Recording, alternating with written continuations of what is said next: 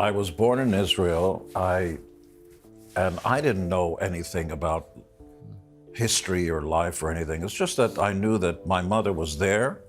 Our father, my father. See, even I didn't want to personalize it. The spotlight burns hot on Gene Simmons once again. But this time, it's not the fire-breathing demon commanding the stage. The latest headlines don't celebrate his billion-dollar empire or his infamous catalog of excess. They expose the cracks in the armor of a man who built his life on image, spectacle, and ruthless control of his narrative. Gene Simmons is being unmasked in ways no encore could save. Lawsuits, betrayals, contradictions, even whispers of cover-ups are now threatening to overshadow his towering legacy. But before the scandals, before the business empire, and before the demon makeup that made him a household name, there was a boy named Chaim Witz, born in a land torn by survival. The son of a mother who had endured the horrors of the Holocaust, carrying scars she refused to speak about. Chaim was raised in shadows of silence and hunger. His father left when he was 6, disappearing into another marriage, leaving mother and son in poverty so severe that dinner was sometimes nothing more than bread dipped in milk. Yet in that emptiness, a flame was lit.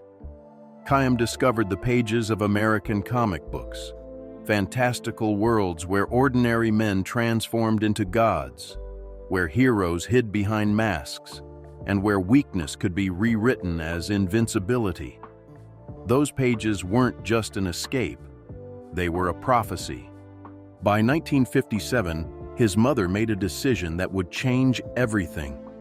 With little more than hope, she brought him to America, settling in Queens, New York. The boy who barely spoke English was thrust into a world of glowing televisions, supermarkets overflowing with food, and neighborhoods that judged every accent and every stitch of clothing. He was mocked, he was bullied, he was invisible. But invisibility was fuel. He would learn to shapeshift, to reinvent, to use every slight as armor. He adopted the name Gene Klein, later Simmons, and then something else entirely. Queens in the late 50s and 60s was a training ground for ambition, and Gene quickly learned that if you couldn't blend in, you had to stand out. He devoured English until he could speak without an accent, studied television and American culture like textbooks, and soon discovered his 2 greatest obsessions, women and music. The Beatles cracked open his imagination, and Elvis Presley became his blueprint for larger-than-life confidence. By his teenage years, he was already hustling, forming garage bands, writing his own songs, and dreaming about fame. Yet the hunger for stability was still there. Before he was the demon, before he spat fire on stage, he worked as a 6th-grade teacher, standing in front of classrooms full of kids, trying to guide them through lessons while quietly plotting his own escape. Even then, he wasn't just playing the role of teacher. He was rehearsing for an audience. He understood instinctively that identity could be performed and that charisma could be weaponized. Music became his ultimate stage. His first serious attempt, a band called Wicked Lester, crashed and burned despite landing a record deal. Their sound wasn't sharp enough, not dangerous enough, not marketable. But from that failure came clarity. Gene, along with a fellow dreamer named Paul Stanley, stripped everything down and built something new from the ground up. They wanted a band that was bigger than life itself, one that didn't just play music, but delivered a spectacle no one could ignore. The answer was makeup, characters, fire, blood, volume. They became Kiss, a band so loud, so outrageous, and so visual that even if you hated the music, you couldn't look away. Gene Simmons shed the name Klein and the last remnants of Chaim Witz. He was now the demon, a creature with bat wings, a monstrous tongue, and black armor that could tower over any audience. In those early days, few believed in them. Critics sneered, Radio stations hesitated, but the kids understood. KISS wasn't about subtlety. It was rebellion packaged as theater. It was power in face paint, every chord a war cry. And when their breakthrough album Alive hit in 1975, suddenly the world knew their names. Simmons and KISS weren't just another rock band, they were a phenomenon. By the late 70s, KISS had grown into a juggernaut. They weren't just selling records, they were selling an entire identity. The makeup, the merch, the live shows that looked like battles between gods and demons. It was irresistible to millions of kids who saw in KISS the chance to belong to something outrageous and forbidden. Simmons reveled in it, playing the role of the demon to perfection. He breathed fire, spat blood, flicked that serpentine tongue, and turned every stage into his personal kingdom. The band's empire stretched far beyond music. There were comic books printed with their own blood mixed in the ink, lunchboxes, dolls, trading cards, even a KISS pinball machine. Simmons called it branding. Critics called it selling out. Either way, it worked. KISS became one of the most recognizable names in music, and Gene's personal wealth began to climb. He wasn't just a bassist in a rock band. He was a businessman, an architect of a cultural machine. But behind the fire and the roar of the crowd, the cracks were already starting to show. Fame had magnified their flaws. Peter Criss, the drummer who played the Catman, began to spiral under the weight of drugs and ego clashes. Ace Frehley, the spaceman, leaned further into excess, showing up late, drunk, or not at all. Simmons and Paul Stanley found themselves carrying the burden of keeping the KISS machine alive, even as their so-called band of brothers splintered apart. Simmons himself wasn't immune to criticism. His cold, calculating persona, the very thing that made him a brilliant businessman, often alienated his bandmates. He bragged about his sexual conquests, sometimes recording women without their consent, and kept a stash of Polaroids that would later come back to haunt him. The larger KISS became, the harder it was to maintain the illusion of invincibility. The band's 1979 album, Dynasty, produced a disco-infused hit with I Was Made for Lovin' You, but longtime fans felt betrayed. The once dangerous rock spectacle was starting to look like a corporate cartoon. The 1978 made-for-TV movie Kiss Meets the Phantom of the Park was so embarrassingly bad that even Simmons admitted it nearly killed their credibility. The masks were still on, the shows were still loud, but the world had begun to see through the cracks.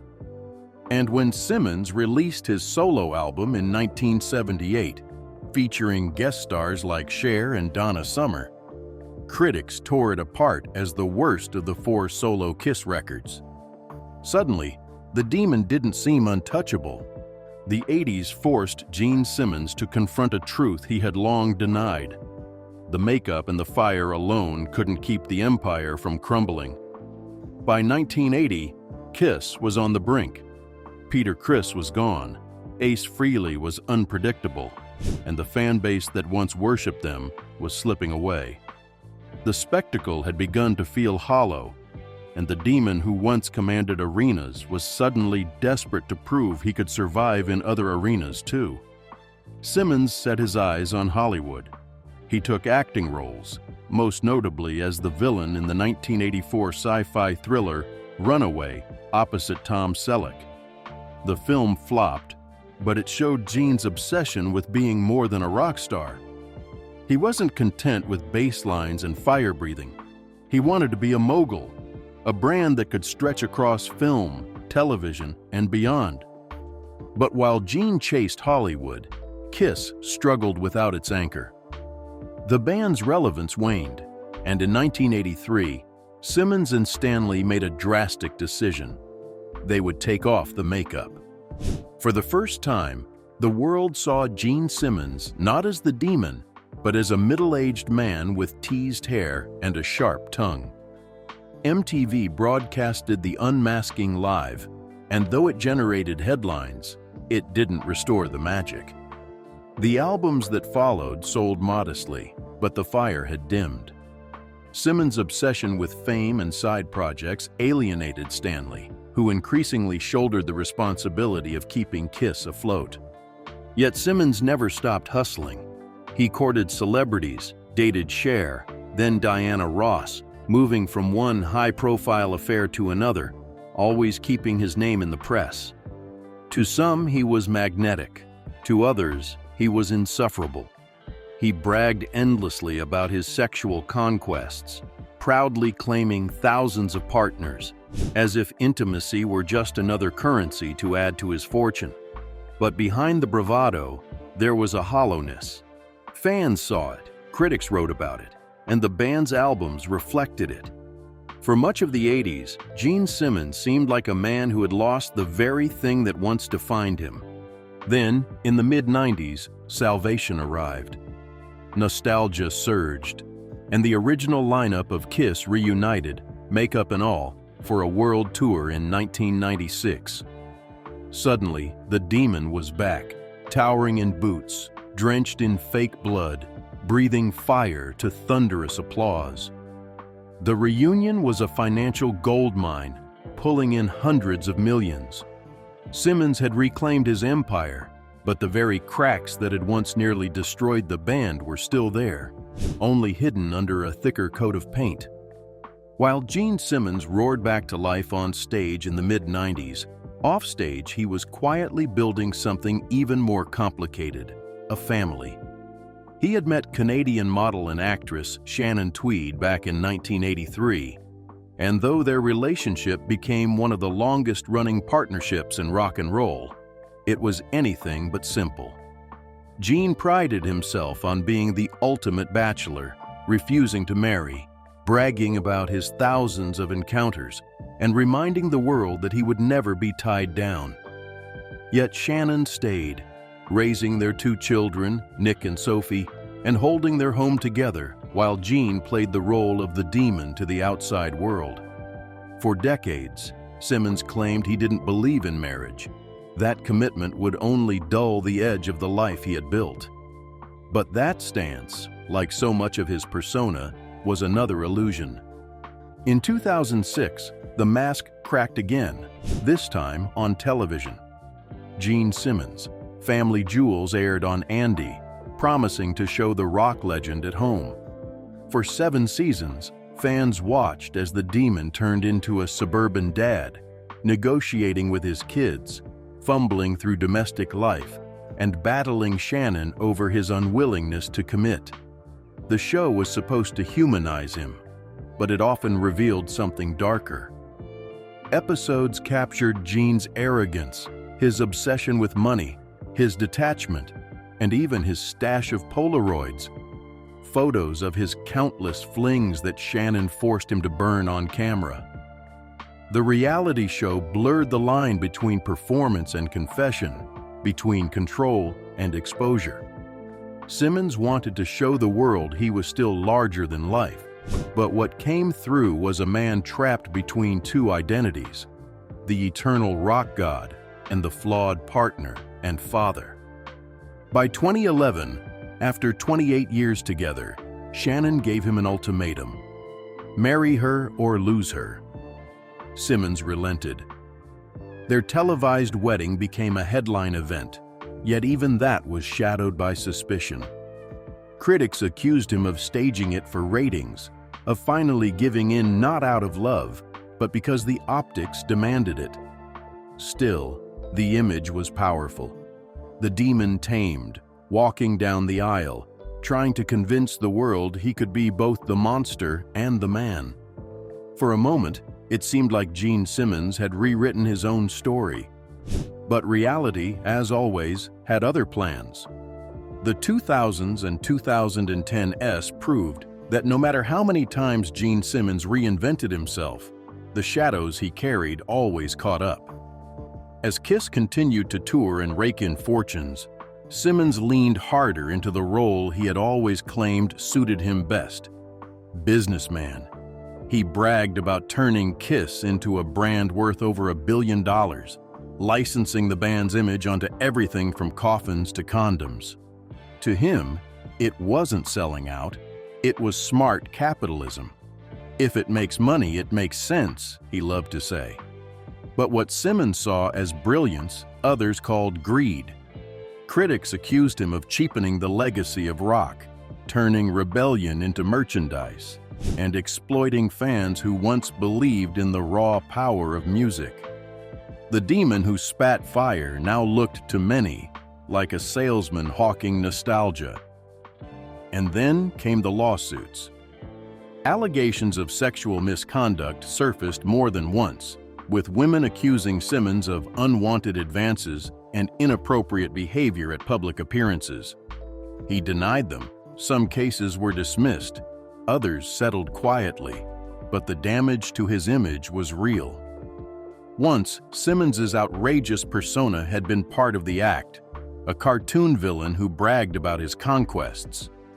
But in the post-Me Too era, those boasts sounded less like entertainment and more like confessions. Suddenly, the Polaroids he had once laughed about on his reality show looked damning. The demon mask, once a symbol of power, became a reminder of the man behind it, a man who thought the rules never applied to him. Still, Simmons refused to back down. He kept touring, kept branding, kept pushing new ventures. Some worked, others flopped, but the machine never stopped. Kiss cruises, pay-to-play meet and greets, VIP experiences that cost thousands. To Simmons, this was the natural evolution of fame. To his critics, it was exploitation, squeezing every last dollar from a loyal fan base. Even within the band, tensions boiled. Paul Stanley often shouldered the responsibility of maintaining Kiss's musical credibility, while Gene leaned further into spectacle and business. Behind the scenes, the so-called brotherhood was fractured, with former members like Ace Frehley and Peter Criss openly trashing Simmons in interviews, accusing him of arrogance, betrayal, and greed. By the late 2010s, Gene Simmons' reputation was no longer just about being the demon. It was about the contradictions. The survivor's son who built an empire, yet seemed haunted by emptiness. The family man who couldn't let go of the bachelor persona. The businessman who could sell anything but struggled to sell sincerity. The lawsuits, the scandals, the endless merchandising, they were no longer footnotes. They were becoming the headlines. And for a man obsessed with controlling his narrative, losing that control was the greatest insult of all.